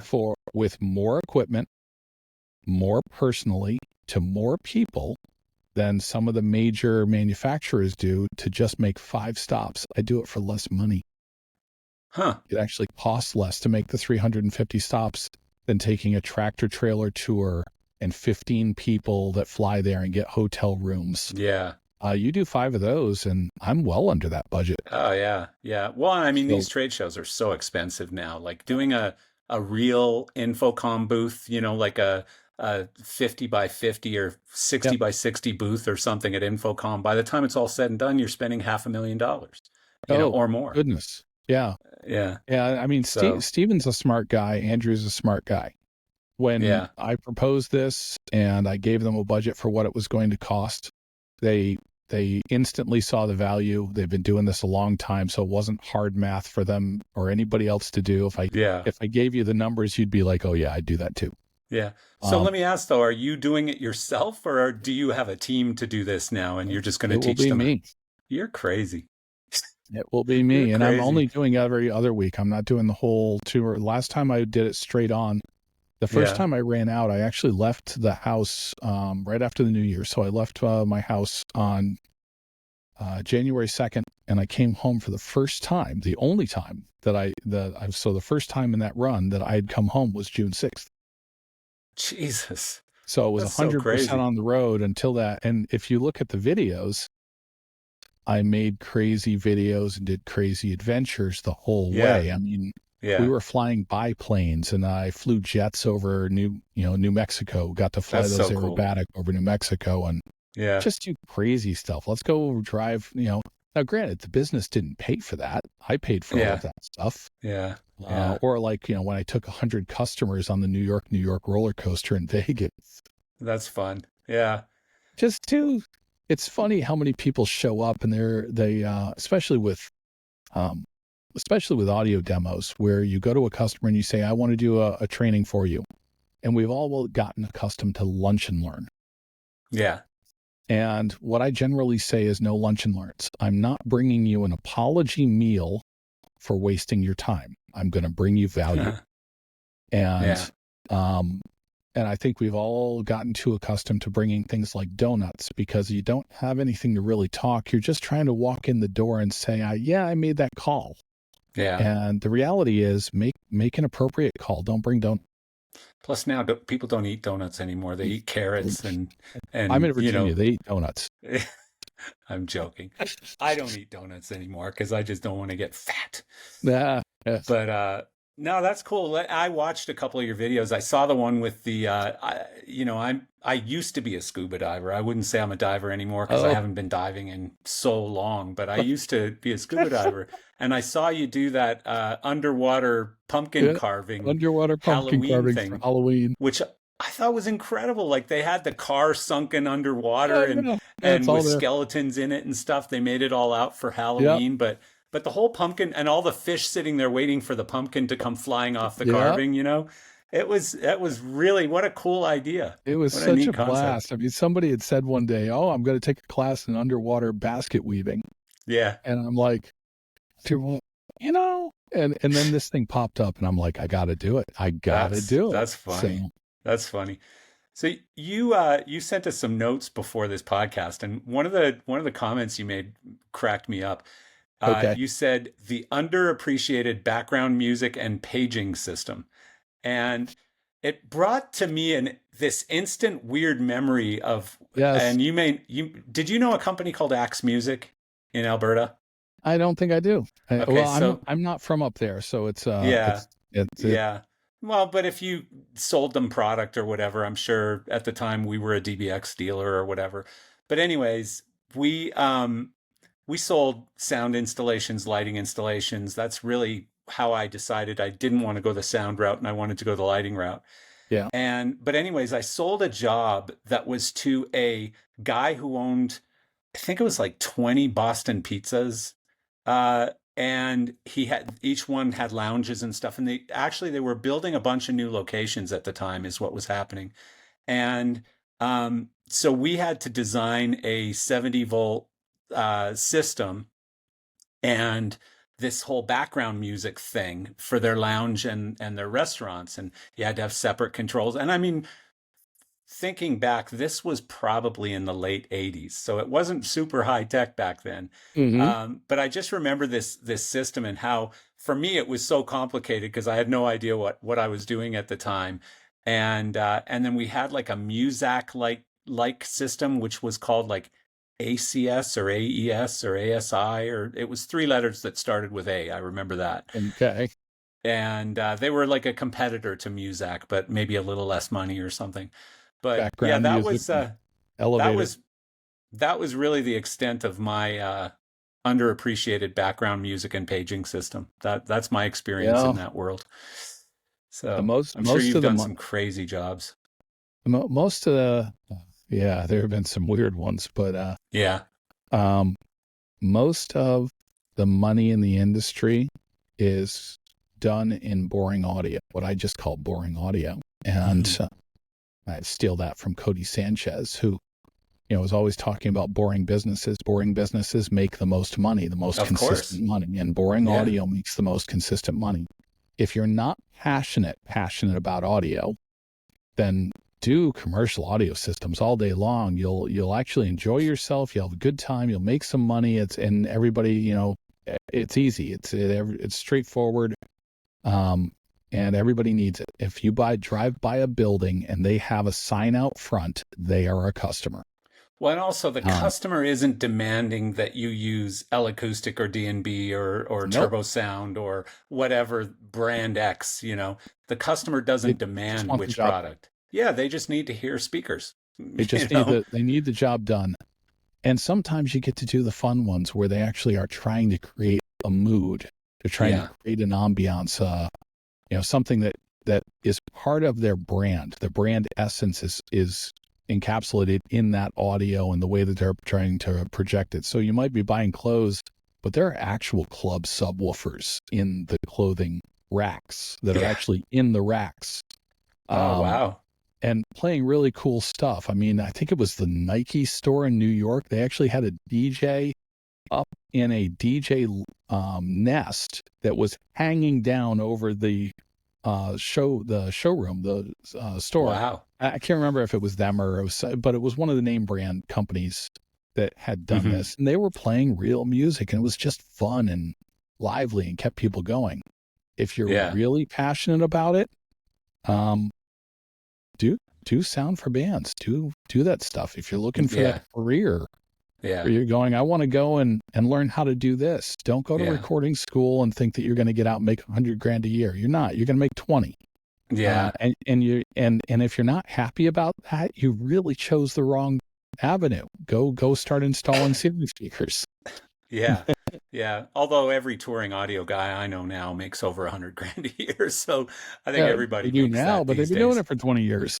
Yeah. Well, no, and it's just since COVID, like if you've got a pulse, and half a brain and the ability to travel, you're going to make $100,000 a year touring, Well, because if you're doing a tour, that's true. If you're at so the much level where work. you're capable of doing a tour, then you should be commanding that money. Yeah, there's so much work right now for people. Like it just keeps blowing my mind how I keep saying, okay, we've hit a ceiling now, and then bloop, up it goes again, And not just for quantity of shows, but also for prices, for ticket prices. It's just, like I don't know if you've been hearing any of the stuff going on about Oasis. Have you heard any of this Oasis stuff? No. Oasis, the band, is reuniting, which is basically two brothers that just decided they hate each other and started just completely annihilating each other on social media and stuff. And so, they've decided, hey, it's time. So they've gotten back together, and it's like a Beatles reunion. Like it's just a frenzy. It's a complete frenzy. And ticket prices are just like, it makes Taylor Swift look like a bargain, Oh, wow. That's rough. Crazy stuff. Yeah. So, it's always fun to do that stuff though. If you're running sound for a band, I don't know how to describe that. You have to live that. I mean, when you have that moment where you're running sound and it actually is all right, every last piece of it sounds more like the album than a live show at that point. It's just magic. It's velvet. You just feel like it's like velvet runs over you. It's fantastic. Yeah. So, this I want to get into obviously AVL. We've sort of skirted around the edges of it a little bit, and I happen to have known Stephen Costers. I don't even remember when I met him, but I probably was working at a music store somewhere in Calgary or Edmonton even, because I was in Edmonton for a while. But this would have been in the mid to late 80s, probably closer to the mid 80s. So I'm talking like 40 years ago. So I've known him for 40 years. Always been a nice guy. Always been a guy that he's just a super guy. And, typical flamboyant French Canadian. And so I get along with him so well, and I've always liked him. And we've always, every single trade show, every year, it's always been like, hey, Steve, hey, Marcel, how are you? And we'll sit and talk for 10 minutes, and that's about it. But,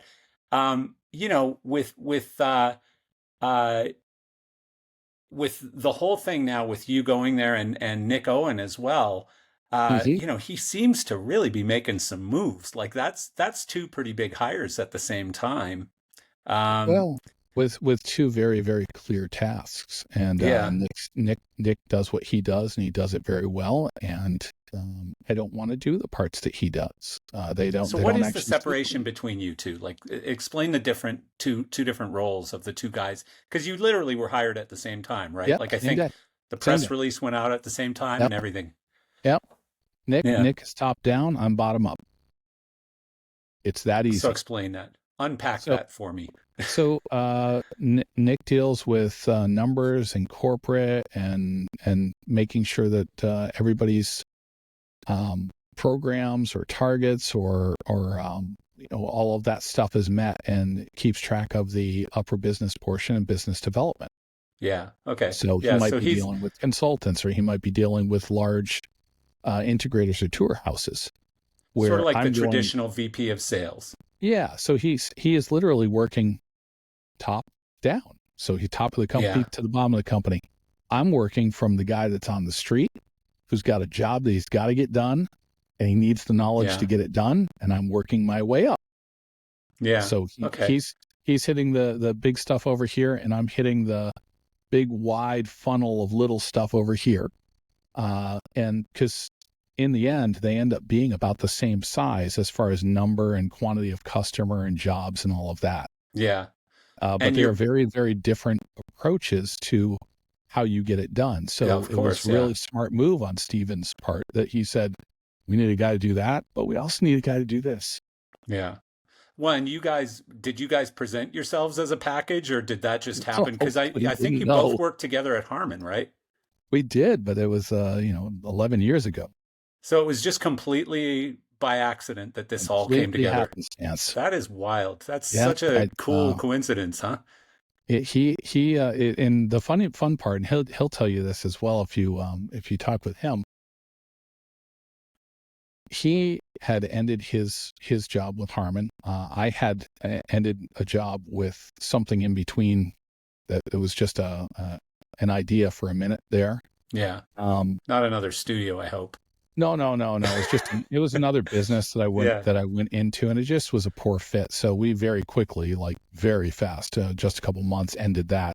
Yeah. And I decided I was going to take off until February. Oh.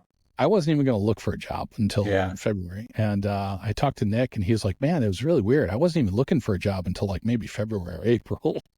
Yeah, that's we were funny. just going to ride it out for a while and have a little time off. Well, it's nice to do every once in a while, just to exhale. Yeah. And this presented itself.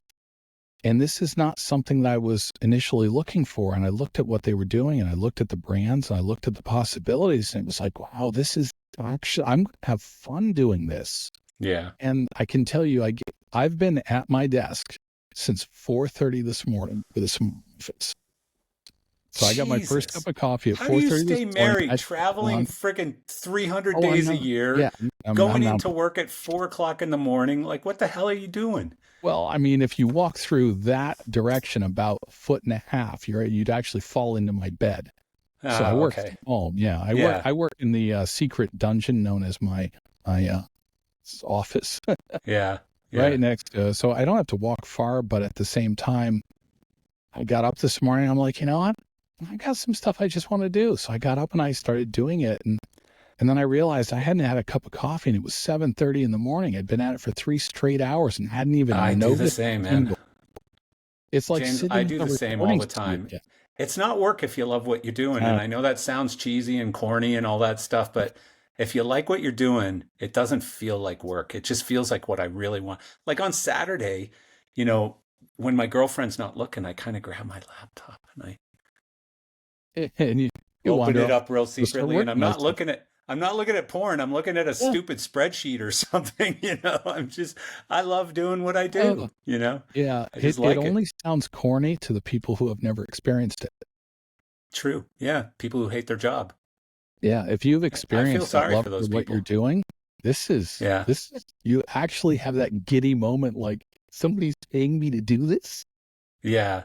So is your world with AVL, is it a whole new division or is it, so you're just organizing what was already there and making it better. I mean, there are good people all over this company that work with this company that are supporting this company. And this is just kind of getting ducks in a row that were already there, but maybe just weren't lined up or taking a new approach to something. And there's nothing wrong with the company and the way they were doing things. I'm just a fresh pair of eyes. That's all. Yeah, no, it's always good to bring in fresh people to, because like, especially a guy like Steven, who's been running his company for 50 years or whatever, bringing in people at the level of you two guys is such an incredible opportunity or experience. Guys who have been with Harman and been with Bosch and EV and, just like that's amazing experience to bring into a company like his. Are you guys just US? You're just focused on the US markets or Canada as well? Just US. Okay. So Yeah, they have all their people. They're right up there in Canada. They can take care of all that. when they have a completely different operation in Canada, like it's the way they, you know all about it. The way they run their business in Canada is just totally different than the US. US Yeah, is a much more traditional distribution sort of arrangement, whereas in Canada it's different. Yeah, it's yeah. like a fulfillment business. Okay. Um, yeah. I'm not as familiar with that portion, so I would be Oh, speaking out of turn to really even comment on no, it's that a other really than, oh, unique. I like it. It's an interesting and very unique model that they do in Canada. Canada for most, not most, I would say for some brands that they carry, Canada is such a small market that you have to treat it differently. Like growing up in Canada in our industry, I was always told Canada is basically equal to the New York market or the California market. okay. All of Canada. The entire country is equal to either the New York market or the California market. And so, it's basically like 10% of the humans, 10% of the business, and it might even be smaller than 10% of the business. And so, yeah, it doesn't make sense to try to do business exactly the same way in Canada as you do No, you have to in you the have to United speak to States. your audience. Of course, yeah, of Yeah. course. So, when did you officially start? September 1st. Oh, wow, you're really new. Oh yeah, let's see. 26 days as the calendar runs, but only like 20 on working days. So And so you're based now in California? no, I'm in Richmond, Virginia. You keep going back there. What is it Yeah, about I just Richmond? keep ending that. This is my third time. Third time? Yeah, third time back. Yeah. What is it about Richmond? You just love the area or? It was the first place that actually spoke to me that I chose to live in. So Hmm. it's kind of like I left New York, went to Florida. Florida it just didn't work well for me.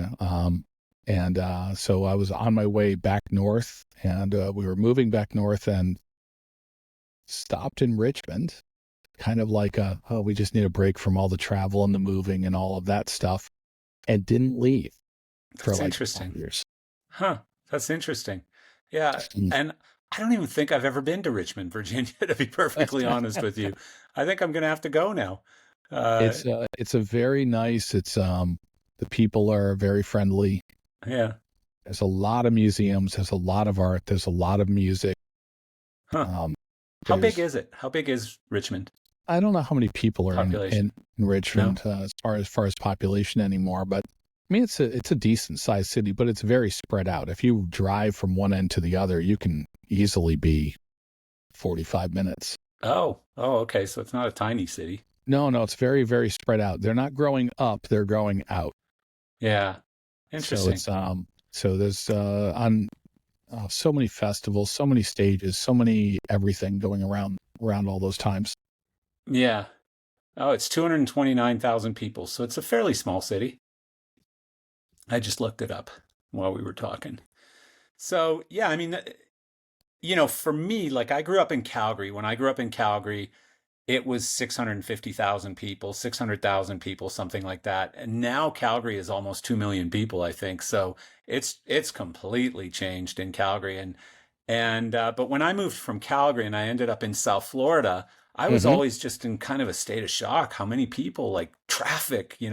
I remember in Calgary, it was like you'd be listening to the radio and it'd say, rush hour traffic, stay away from Memorial Drive. There's a two light Uh-huh. delay on Memorial Drive, a two light delay. And I mean, then I get to Miami and I'm sitting in traffic for like an hour and a half trying to get someplace 20 minutes away. I lived So, in LA and it was the same way. It was go oh, up the LA's a 405 nightmare. parking lot and LA's such a nightmare.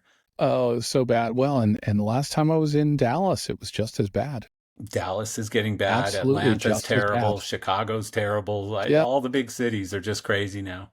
Crazy. But Uh, LA was always a super special kind of yeah. crazy. Yeah. Like I remember one time it was like 1 o'clock in the morning and my sales guy was driving me back to my hotel and we're on the freeway.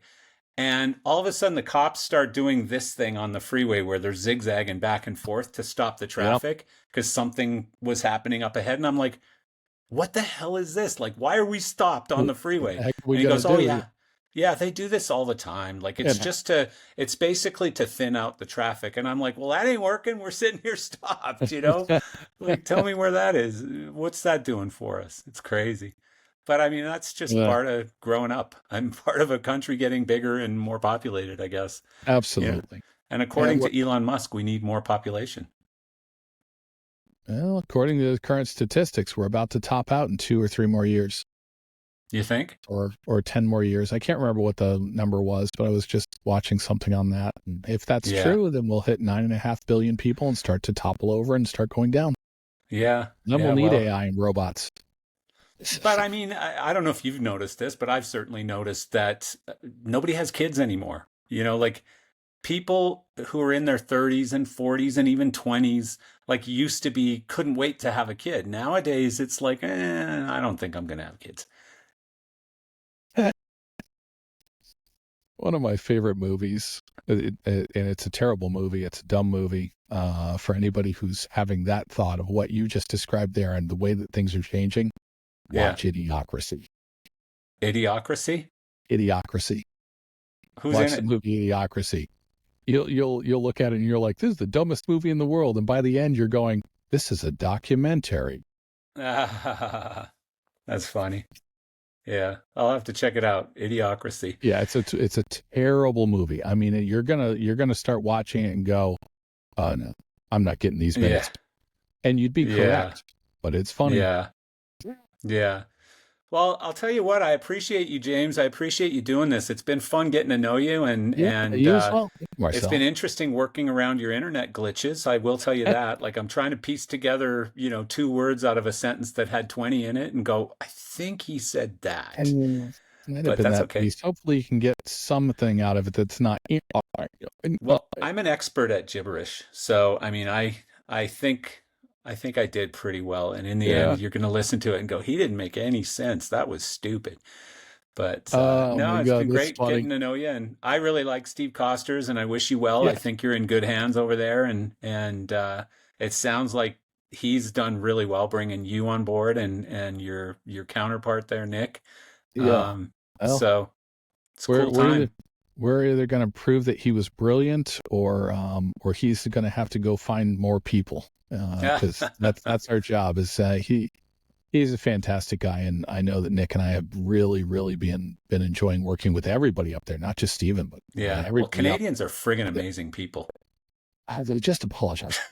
Yeah. Oh, I'm sorry I said that. Yeah, sorry I'm about sorry. that. Yeah, sorry, I'm sorry. Yeah. Yeah. I got rid of that Did you? because I first moved to Chicago for a short period of time with my then girlfriend who became my now ex-wife. And and all of her friends used to be like, sorry, eh? And stuff like that, like just the really dumb stuff, that they'd Uh-huh. always give me shit about. And Yeah, so I forced myself to drop most of the Canadianisms, right? Like, and I became much more of an American from the way I spoke anyways. But now I spend half the year up in Canada. I'm in Canada now. I have a house in the Canadian Rockies that I yeah, built about beautiful. 20 years ago. And so I'm a snowbird basically. I spend the summers up here and the winters in Florida. And so I come up here and I start talking like a Canadian again and apologizing Yeah, every time somebody bangs into me in the grocery store. I'm like, sorry, yeah, you know. Whereas in Florida, you'd be like, hey, watch it, buddy, yeah, you know, yeah. knock you out. Very different. Yeah. Well, good luck to you, and hopefully I'll meet you at a trade show or something at some point. And God knows you'll be Really. doing a road show that I'll trip over and come up and see Well, it.